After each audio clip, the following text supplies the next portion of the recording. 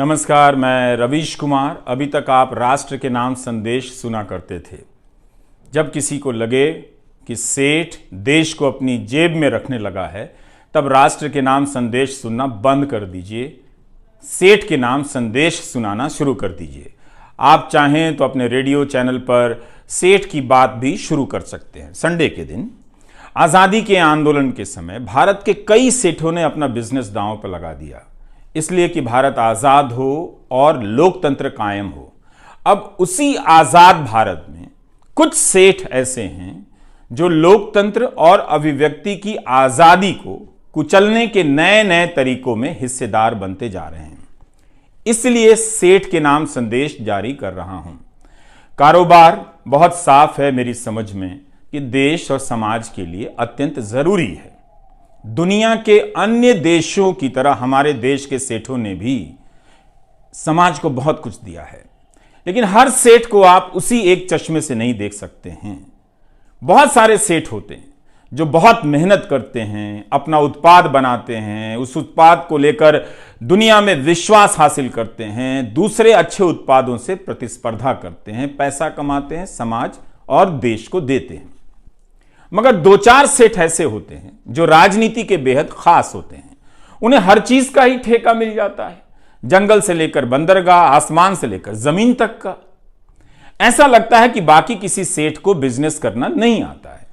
ऐसे सेठ का सारा कारोबार आप देखेंगे कि सरकार की संपत्ति के आसपास घूमता है। इस तरह के सेठ का मूल्यांकन आपको अलग से करना चाहिए। सभी को सभी में मत मिलाइए। यह उन सेठों की तरह नहीं है जो गली नुक्कड़ पर गर्मी सर्दी बरसात में हड्डियां गलाते हैं और बिजनेस करते हैं। ऐसे ही दो चार सेठों के लिए यह सेठ के नाम संदेश है। इनका बिजनेस सरकार की गोद में बैठकर होता है, इसलिए इन्हें आप गोदी सेठ कह सकते हैं। जैसे गोदी मीडिया होता है, वैसे ही भारत में गोदी सेठ आ गए हैं। गोदी मीडिया में दो तरह के सेठ हैं, इसे ध्यान से समझिए। पहले प्रकार के वे सेठ हैं जो इस माध्यम में बहुत पहले से जमे हुए थे, लेकिन उन्हें गोदी मीडिया बनाया गया। वे गोदी मीडिया के जरिए अब धंधा कर रहे हैं।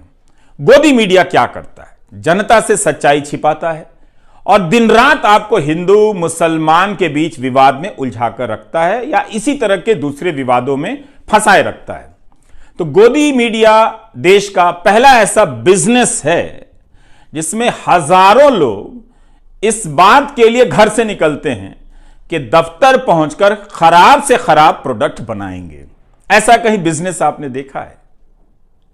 घटिया प्रोडक्ट बनाने के लिए लोग घरों से निकल रहे हैं, कम लागत में बना रहे हैं ताकि आप खुशी खुशी मुफ्त में आपको मिले और समझे कि आप ग्रहण कर रहे हैं। ये लोग घर से निकलते हैं कि हम पत्रकारिता करने जा रहे हैं, यही बताकर निकलते हैं, लेकिन पत्रकारिता के नाम पर दफ्तर पहुंचकर जहर फैलाने का काम करते हैं। केवल जहर ही नहीं, जनता तक दूसरी सूचनाएं ना पहुंचे, जनता की बात सरकार तक और जनता तक ना पहुंचे, इसके लिए गजब गजब का प्रपंच रचते हैं। लेकिन अब जनता कुछ कुछ समझने लगी है, समझ रही है जनता कि नफरती डिबेट से उसका भला नहीं हो रहा है। जिन बच्चों को डॉक्टर बनाने में ध्यान देना चाहिए, वे दंगाई बनाने के खेल में फंसाए जा रहे हैं। उसकी मानसिकता का प्रसार हो रहा है। तो कोई भी नहीं चाहेगा कि उसका बच्चा दंगाइयों की मानसिकता के साथ बड़ा हो। तो अब यहां से बदलाव का रास्ता खोजा जा रहा है। आपके लिए नहीं बदलना है, किसी और तरीके से बदलना है ताकि आपको झांसा दिया जा सके कि यह कोई दूसरा मीडिया है, उनसे अलग है। यह बात आपको समझनी है। गोदी मीडिया पार्ट 2 लॉन्च होने जा रहा है। एंकरों की जगहें बदली जा रही हैं। आप देखेंगे एक एंकर यहां से वहां जा रहा है, वहां से यहां आ रहा है। नए गोदी सेठ लाए जा रहे हैं। ये दूसरे वाले सेठ जो नए तरीके से गोदी मीडिया का काम करेंगे। आप सोचिए, अगर सेठ ही गोदी हो तो क्या उसका मीडिया गोदी मीडिया नहीं होगा? सोचिए, जिस सेठ का सारा काम सरकार से जुड़ा हो, कई तरह की सरकारों से जुड़ा हो, क्या वो सरकार से सवाल पूछ पाएगा? आप सोचिए। आपके लिए कौन पूछेगा, कौन बोलेगा? जब आपको लगेगा कि आपके लिए किसी को बोलना चाहिए, तब यह गोदी मीडिया पार्ट 2 क्या करेगा? विदेशों में भारत का नाम कैसे हो रहा है, डंका कैसे बज रहा है, इसकी कहानी बताकर आपको अपनी परेशानियों से दूर करेगा और उन्हें बंद कर देगा व्यापक जनता के बीच पहुंचने से। तो यह खेल होने जा रहा है। आपकी तनख्वाह 4 साल से नहीं बढ़ी है, बच्चों को पढ़ा नहीं पा रहे हैं, अच्छे कॉलेज नहीं हैं, और गोदी मीडिया इस पर बात नहीं करेगा। तो गोदी मीडिया पार्ट 2 में इसके लिए शरीफ एंकर लाए जाएंगे, जिनके बोलने का तरीका कुछ और हो, वो इसी सिस्टम के पार्ट हों, मगर वो जनता के बीच ज्यादा बदनाम अभी नहीं हुए हैं। तो ऐसे लोगों के हाथ में यह कमान सौंपी जाएगी और गोदी मीडिया पार्ट 2 लॉन्च होगा। इसलिए बताना चाहता हूं कि दुनिया में भारत की क्या स्थिति है, इसके नाम पर एक तरह से आपको चांद दिखाकर आपसे निवाला छीन लिया जाएगा। इसलिए गोदी मीडिया पार्ट 2 के खेल को ध्यान से आपको समझना है। इसमें आ रहे सेठों के धंधों पर नजर रखिए, उन धंधों को समझिए कि क्या है, कैसे मिला है, और उन धंधों को लेकर किस तरह की बातें हुई हैं। ये जो गोदी सेठ हैं बाकी सेठों से बहुत अलग होते हैं। बाकी सेठ भी जानते हैं कि 2-4 गोदी सेठ हैं, उनकी ताकत बहुत बड़ी है, वो जो चाहें कर सकते हैं, हर चीज खरीद सकते हैं। उनसे बचकर या उनकी छोड़ी हुई जगहों पर अपना धंधा चुपचाप कर रहे हैं, बोल नहीं पाते हैं। पहले से अच्छा और सस्ता देने के नाम पर आपको ठगा जा रहा है। ये वीडियो लंबा होने जा रहा है, इसलिए गुजारिश है कि आप सुनने का तरीका अब बदल लीजिए, ठहर कर सुनिए और क्या कहा गया है उसे बार बार सोचिए, बार बार इस वीडियो को देखिए। तो इसी संदर्भ में आपको एक किस्सा बताना चाहता हूं। यह किस्सा है जर्मनी का। हिटलर को आइडिया आया कि 50 में से केवल एक ही जर्मन के पास कार है। तो वो आइडिया लेकर आता है कि सभी जर्मन के पास एक कार होनी चाहिए। आप खेल देखिए, किसी की जरूरत में कार शामिल नहीं है, मगर वो सपना बेचता है सबको कार के लिए, और सबको लगता है कि हां, हमारे पास कार नहीं थी, हम तो अभी तक गर्व कर ही नहीं पा रहे थे, जब कार आ जाएगी तब हम गर्व करेंगे। तो इस किस्से को आपको खास संदर्भ के लिए बताना चाहता हूं। इन दिनों आप देखेंगे कि कार की जगह मुफ्त में मोबाइल डेटा बांटा जाता है और कई चीजें बांटी जाती हैं, जिससे आपको फायदा भी होता है। लेकिन सोचिए कि एक सस्ती चीज देकर बाकी कितनी चीजें, बेशकीमती चीजें आपसे ली जा रही हैं। इसका हिसाब करेंगे तब आपको खेल समझ आने लगेगा। तो मई 1937 में नाजी पार्टी की मजदूर इकाई एक कोऑपरेटिव बनाती है, फोक्सवैगन के नाम से फर्डिनेंड पोर्श को ले आती है, जो अमीरों की कार तब बनाया करते थे। बहुत ऑटोमोबाइल इंजीनियर थे उस समय के, बहुत ही लोकप्रिय ऑटोमोबाइल इंजीनियर थे फर्डिनेंड पोर्श। अब वो गरीबों के लिए, आम लोगों के लिए सस्ती कार की डिजाइन करने लग जाते हैं। हिटलर के दोस्त माने जाते थे, इसलिए आज के हिसाब से उन्हें तब का गोदी सेठ कहा जा सकता है, बिल्कुल कहा जा सकता है फर्डिनेंड पोर्श को। तो वो एक कार डिजाइन करता है, और उसी वक्त दिसंबर 1938 में यहूदियों के लिए कार चलाने पर रोक लगा दी जाती है। एक तरफ जनता सस्ती कार मिलने के सपने में खोई हुई है, दूसरी तरफ उसी जनता के एक बड़े हिस्से के कार चलाने पर रोक लगाई जाती है और उसे गैस चैम्बर में भेजा जाने लगता है। अब आप समझ रहे हैं, कुछ कुछ सोचिएगा। तो इसलिए कहा जाता है, जो लोग कहते हैं कि तकनीकी सभी के लिए समान अवसर लेकर आती है, यह बात पूरी तरह से ठीक नहीं है। अंतिम और सबसे बड़ा फायदा किसे होता है, यह हम इतनी आसानी से नहीं समझ सकते हैं। एक किस्सा और है, सभी कार खरीद सकें, इसलिए उस समय हिटलर की पार्टी ने एक बचत योजना बनाई, जिसमें 3 लाख से अधिक लोगों ने अपनी पूंजी लगा दी। लेकिन तब तक द्वितीय विश्व युद्ध शुरू हो गया और हंगामा मच गया कि देश के लिए कुछ करना है, और वो कंपनी जो है वो कार की जगह सैनिक साजो सामान बनाने लग जाती है। 3 लाख लोगों को कार नहीं मिलती है, उनकी पूंजी डूब जाती है। उस कंपनी में एक कामगार था जिसने बाद में अपना एक अनुभव बताया। 15,000 लोग बंधुआ मजदूरी करते थे। 350 लोग इसलिए मर गए कि उनके इलाज की कोई व्यवस्था नहीं की गई, यानी इंसान की वहां कोई कीमत नहीं थी। तो उस व्यक्ति ने क्या कहा? उसने कहा कि उसे कारखाने में ही समझ में आया कि वह एक गुलाम है।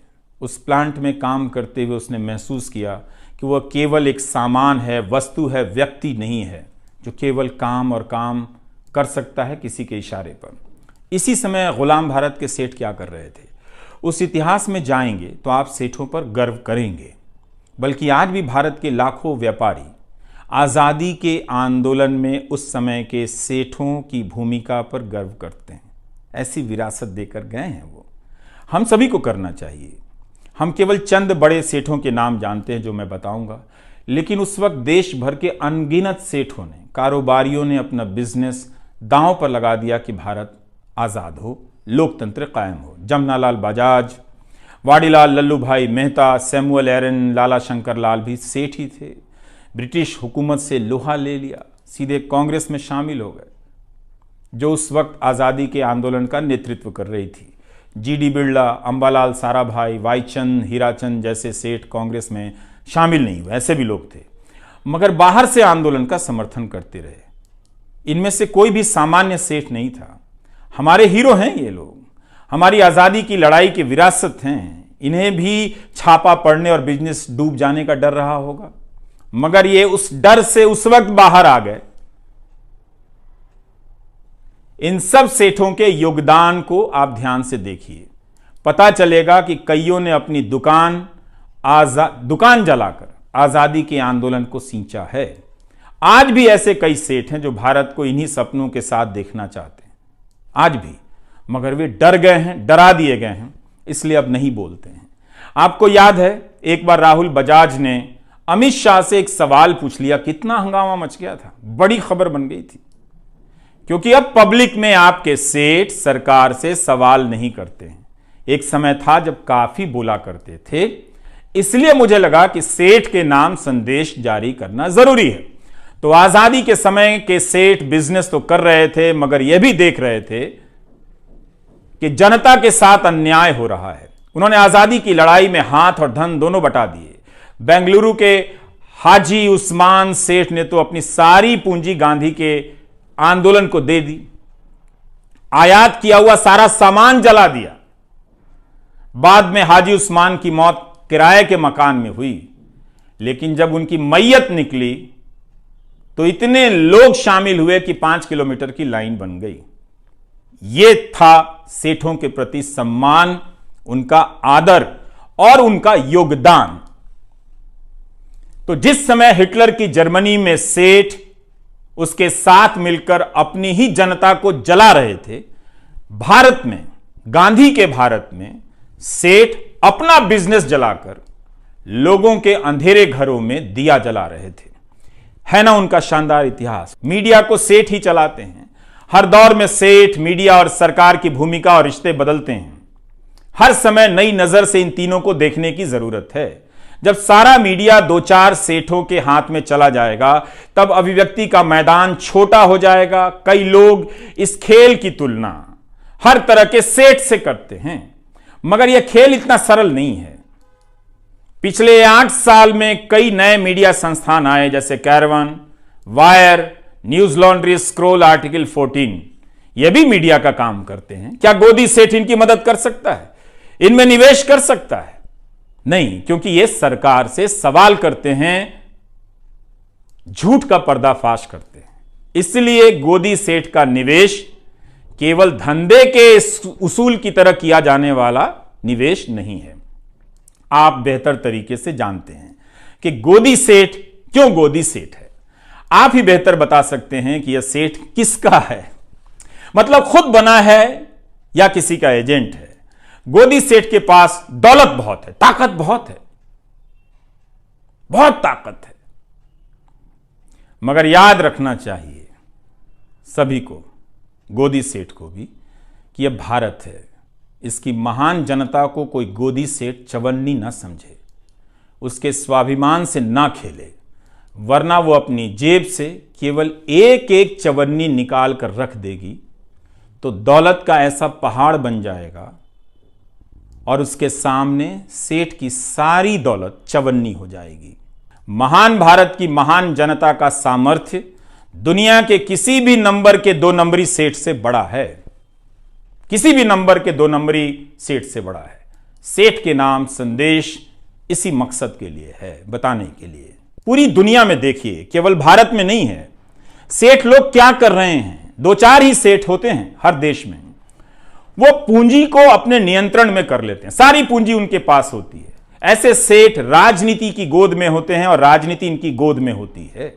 विकास विकास की राजनीति के नाम पर ऐसे सेठ आपके लिए नौकरी का सपना पैदा करते हैं, कुछ समय के लिए, कुछ को रोजगार देते भी हैं, फिर उस नौकरी के नाम पर जंगल, जमीन, आसमान तक पर अपना कब्जा जमा लेते हैं।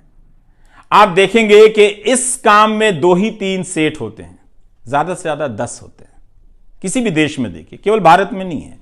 इनका मकसद रोजगार और देश के लिए धन पैदा करना नहीं होता, अपने नेता के लिए जनता को निर्धन करना होता है, ताकि उस जनता को मुफ्त में 2-4 चीजें देकर एहसान किया जाए, जताने की कोशिश हो कि आपको हम दे रहे हैं, लेकिन आप गिनिए कि आपसे कितना वो ले रहे हैं।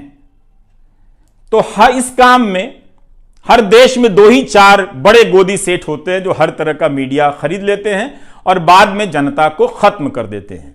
मुमकिन है गोदी सेठ के यहां काम करने के लिए पत्रकारों की लाइन लग जाएगी, नौकरी है, मजबूरी है, यह बिल्कुल समझता हूं मैं। नौकरी ठुकरा देना सबके लिए मुमकिन नहीं है, लेकिन यह बात आपके भीतर साफ होनी चाहिए कि यह पत्रकारिता नहीं है।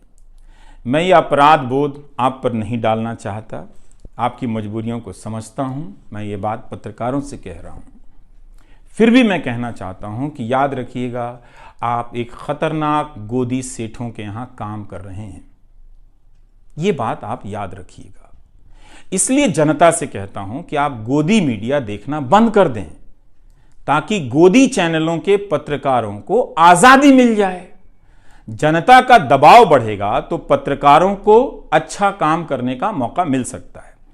इसके बाद भी गोदी सेठ के पत्रकार अगर वो नौकरी ना छोड़ पाए, उनके यहां नौकरी करने के लालच से अपने आप को ना रोक पाए, तो एक बेहद आसान रास्ता बताता हूं।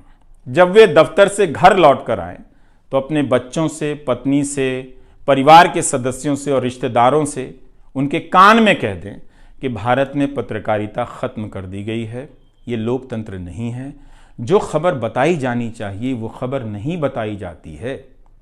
आज हमने कई जरूरी खबरों की हत्या की है, हत्या होते हुए देखी है। नए और अच्छे कहे जाने वाले पत्रकारों को लाया जाएगा, गोदी मीडिया पार्ट 2 लॉन्च होगा। ये बातें बहुत अच्छी करेंगे, शालीन तरीके से करेंगे, आपको पता भी नहीं चलेगा कि चीजें बदल गई हैं। पहले धक्का देकर आपको बाहर निकाला गया, अब कंधे पर हाथ रखकर, गर्दन सहलाकर आपका काम तमाम किया जाएगा। तो तमाम तरह के प्रोमो आएंगे जिससे लगेगा कि ये पत्रकारिता के तारणहार आ गए हैं, अब पत्रकारिता ये लोग बचा लेंगे। लेकिन इनकी भाषा पर गौर करते रहिएगा, इनकी आंखों में झांक कर देखिएगा। ऐसे बोलेंगे जैसे अपने गुल्लक का सोना गलाकर भारत की गुलाम हो चुकी पत्रकारिता को ये सोना बनाने आ गए। जो बताया जा रहा है उसे देखिए, जो नहीं बताया जा रहा है उसके बारे में सोचिए। चैनलों से खबरें गायब हो रही हैं, खबरों की जगह झगड़े भर दिए जा रहे हैं। गोदी सेठों का गोदी मीडिया, अलग अलग चैनल मगर सभी का काम एक। क्या यह आजाद मीडिया की निशानी है? खुद से सोचिए। यह कैसा बिजनेस है जहां खराब माल बनाने को लेकर कंपटीशन हो रहा है? बिना आजाद मीडिया के नागरिक की आजादी का क्या मतलब है? कहां बोलेंगे आप? किससे बोलेंगे आप? क्या आप बर्दाश्त कर सकते हैं कि इतने महान देश में एक आजाद मीडिया नहीं है? यह गर्व की बात है। जितने भी पुराने और सांस्थानिक मीडिया थे सब के सब गोदी हो गए। यूट्यूब का भी फॉर्मूला ये लोग एक दिन निकाल लेंगे। आजाद पत्रकारों के लिए खतरे बढ़ने वाले हैं। राष्ट्रीय सुरक्षा से जोड़कर उन्हें अब दबाया जाएगा। इसके नाम पर पहले ही कई लोगों को फर्जी तरीके से जेल में बंद किया गया है। आप जानते हैं, कई उदाहरण दिए जा सकते हैं। तो अब बारी आजाद पत्रकारों की है। मगर आप जनता ने YouTube पर अजीत अंजुम, अभिसार से लेकर संजय शर्मा, पुण्य प्रसून वाजपेयी, श्याम सिंह, मीरा, गिरधारी लाल, साक्षी जोशी, निखिल वागले, इन सभी के चैनलों को सब्सक्राइब किया है। इसका मतलब है आप इस खेल को समझ गए हैं, तभी आप आजाद पत्रकारों को अपना रहे हैं। आपने एक गजब का यह काम किया, शानदार काम है आप दर्शकों का। कई नाम है जो यहां पर इस वक्त छूट रहे हैं, मगर उन सभी का साथ देकर आप लोगों ने इतिहास के इस मोड़ पर बेहद शानदार काम किया है। आपने गोदी मीडिया छोड़ दिया है। तो इस गोदी सेठ से आग्रह है कि वह उन सेठों की तरफ देखे जिन्होंने देश को आजाद कराने में अपनी भूमिका निभाई। ऐसा सेठ ना बने कि उन सेठों के बनाए लोकतंत्र को कुचलने का आरोप गोदी सेठ पर आ जाए, लग जाए। इसलिए हमें लगा कि आपके बीच आकर सेठ के नाम संदेश पढ़ना चाहिए। गोदी सेठ को बताना बहुत जरूरी है कि वो बिजनेस करे, खूब बिजनेस करे, मगर इस लोकतंत्र का बिजनेस ना करे, सूचनाओं का धंधा ना करे। ये याद रखे, गोदी सेठ अपनी दौलत से इस देश की शान को चमकाए, कोई हर्ज नहीं है, मगर उसकी शान से खिलवाड़ ना करे। जनता देख रही है। एक छोटा सा किस्सा और, आप बजट के समय फिक्की नाम की संस्था के बारे में सुनते होंगे। यह उद्योगों की बहुत बड़ी संस्था है। इसका गठन 1927 में हुआ था। जीडी बिरला और पुरुषोत्तम दास ठाकुरदास ने किया। मकसद था कि जो भारतीय व्यापारी हैं उनके हितों की बात अंग्रेजों की सरकार से की जाए। पर देखिए इस बात को कि कैसे वो अपनी बात करने गए थे अंग्रेजों से, लेकिन समझने लगे देश की बात। जैसे जैसे वे अंग्रेजों के करीब गए, बात करने लगे, उन्हें दिखने लगा कि कैसे अंग्रेजों ने भारत की संपत्ति को लूट लिया है, कैसी कैसी नीतियां बनाई हैं। इन नीतियों की वजह से भारत के कारोबारी पनप नहीं पा रहे हैं। फिक्की से जुड़े बिजनेसमैन समझ गए कि उन्हें राजनीतिक कदम उठाने पड़ेंगे। 1928 में पुरुषोत्तम दास ने कहा कि हम अब और राजनीति से अलग नहीं रह सकते हैं, हमें आजादी की लड़ाई का हिस्सा होना पड़ेगा। यह हमारे व्यापारी वर्ग का शानदार इतिहास है। एक छोटा सा किस्सा और, 1937 में कांग्रेस ने कई प्रांतों में सरकार बनाई। इसी से जुड़ा जीडी बिरला का एक प्रसंग है। तब जीडी बिरला ने अंग्रेजी हुकूमत के अधिकारियों से कहा था कि कांग्रेस केवल संविधान के हिसाब से काम करने नहीं आ रही है, बल्कि आजादी के लक्ष्य को आगे बढ़ाने के लिए सरकार में आ रही है। अगर सरकार संवैधानिक सुधार नहीं करती है तो भारत सीधी कार्रवाई के लिए मजबूर हो जाएगा, यानी आजादी के आंदोलन के लिए। इसका मतलब तो यही था कि जनता अहिंसक रूप से सरकार की बात मानने से इनकार कर देगी, सिविल नाफरमानी कर देगी। यह हमारा इतिहास है। वक्त फिल्म में एक चिनॉय सेठ हुआ करता था, लेकिन अब वो गोदी सेठ में बदल गया है। इसलिए आज का वीडियो बनाना पड़ा, बताने के लिए कि गोदी सेठ भारत की जनता को चवन्नी ना समझे। मीडिया और पत्रकार बिक सकते हैं, लेकिन जनता को कोई नहीं खरीद सकता। क्या दिन थे जब हमारे सेठ अंग्रेजी हुकूमत पर दबाव डालते थे कि जनता का दमन मत कीजिए, कांग्रेस और प्रेस से बैन हटा दीजिए, मगर अपने बिजनेस को इसके लिए उन्होंने खतरे में डाल दिया। मगर आज हम कहां पहुंच रहे हैं, यही याद दिलाने के लिए था सेठ के नाम संदेश। गोदी चैनल देखना बंद कर दीजिए। बिना मेहनत के, बिना समय लगाए, बिना किसी खर्चे के आप अपने प्यारे देश के लिए इससे ज्यादा कुछ नहीं कर सकते, इससे बेहतर कुछ नहीं कर सकते। नमस्कार।